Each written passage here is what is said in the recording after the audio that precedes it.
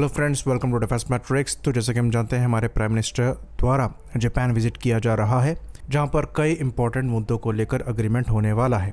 तो the Japan news को एक रिटर्न इंटरव्यू देते हुए प्राइम मिनिस्टर मोदी ने इंडिया और जापान के बीच में कोऑपरेशन की बात करी।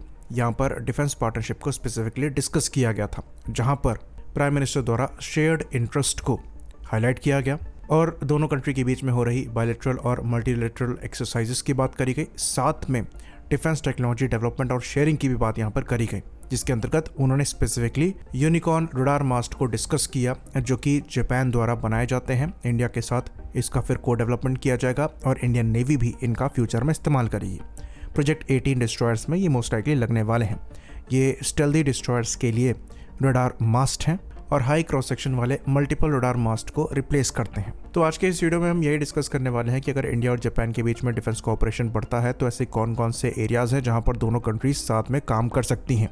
तो वर्ल्ड वॉर 2 के बाद से जो जापान की मिलिट्री है ये डिफेंसिव फोर्स हो गई। इवन इनकी जो एयरफोर्स, आर्मी और नेवी है ये जापानीज सेल्फ डिफेंस फोर्स के नाम से जानी जाती है। तो क्योंकि यहाँ पर कॉन्स्टिट्यूशनल चेंजेस हो गए, इसलिए जो अप्रोच रही है डिफेंस के मामले में जापान की, ये डिफेंस स्पेसिफिक रही है। जो R&D है वो बहुत ज़्यादा एग्रेसिवली परस्यू नहीं किया गया है, ऑल्दो इन्होंने कई इक्विपमेंट्स और वेपन्स खुद से बनाए ज़रूर हैं। काफ़ी हद तक ये US पर डिपेंडेंट रहे अपनी डिफेंस नीड्स को पूरा करने के लिए, और खुद से इनके द्वारा जो चीज़ें डेवलप करी गई उनको इन्होंने खुद तक ही रखा। लेकिन अब समय चेंज हो रहा है, चाइना का थ्रेट बढ़ रहा है, तो जापान में भी चेंजेस आ रहे हैं। अब ये डिफेंस टेक्नोलॉजीज को लेकर पार्टनरशिप करने को भी तैयार है, अपनी टेक्नोलॉजीज को शेयर करने को भी तैयार है। और ये जो यूनिकॉर्न मास्ट को लेकर कोऑपरेशन हो रहा है, इसे शुरुआत भरी माना जाता है। तो जब बात डिफेंस टेक्नोलॉजीज की आती है तो कई ऐसी जगहें हैं जहां पर जापान दुनिया भर में दूसरी कंट्रीज से आगे रहा है। जैसे कि जो AES रडार की टेक्नोलॉजी है फाइटर एयरक्राफ्ट में, ये सबसे पहले जापान द्वारा ही इंट्रोड्यूस कराई गई थी इनके F2 एयरक्राफ्ट में।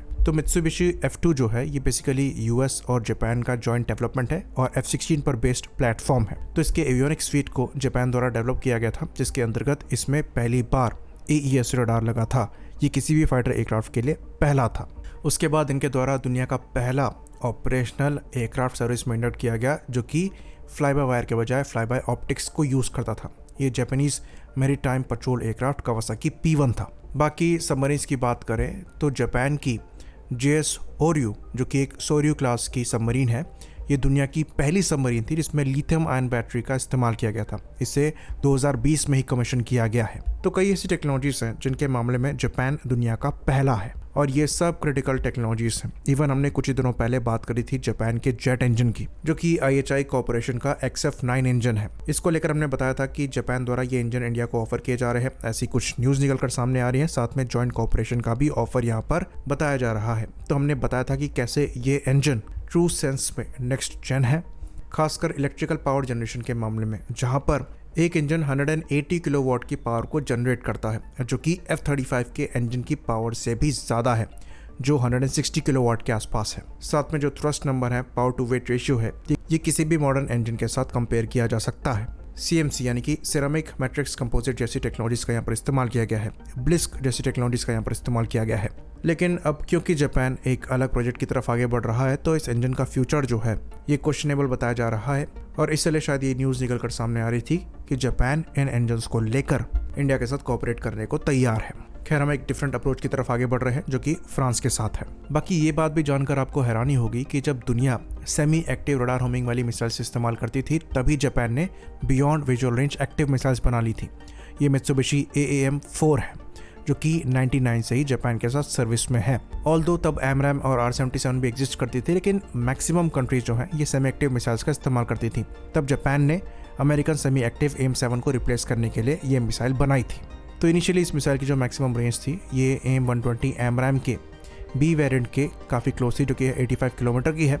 उसके बाद इसके नए वर्जन आए, जैसे कि AAM-4B, जहां पर मैक्सिमम रेंज 105 किलोमीटर तक कर दी गई, जो कि AMRAAM के C5 वेरिएंट के बराबर थी। और एक और इंटरेस्टिंग फैक्ट आपको यहां पर हम बता दें कि ये जो AAM-4B वेरिएंट है, ये दुनिया की पहली मिसाइल है जिसमें AES रडार सीकर लगा था। और इसी की सीकर टेक्नोलॉजी मीटियोर मिसाइल में गई है। और ये गैन बेस्ड सीकर है जो कि गैलियम नाइट्राइड बेस्ड टेक्नोलॉजी का इस्तेमाल करता है और 21 किलोमीटर तक की ऑटोनोमस डिटेक्शन रेंज के साथ आता है, जो कि एयर मिसाइल के लिए बहुत सिग्निफिकेंट नंबर है। बाकी अभी जापान द्वारा AAM के 4 TDR वर्जन पर काम किया जा रहा है, जहां पर TDR का मतलब है थ्रॉटलेबल डक्टेड रॉकेट। बेसिकली ये AMRAAM जैसी रैमजेट मिसाइल है और यहाँ पर सिमिलर रेंज एक्सपेक्ट करी जा रही है। तो जापान एक काफी अंडररेटेड मिलिट्री पावर है, जहाँ पर जो मिलिट्री R&D है ये बहुत सोफिस्टिकेटेड है।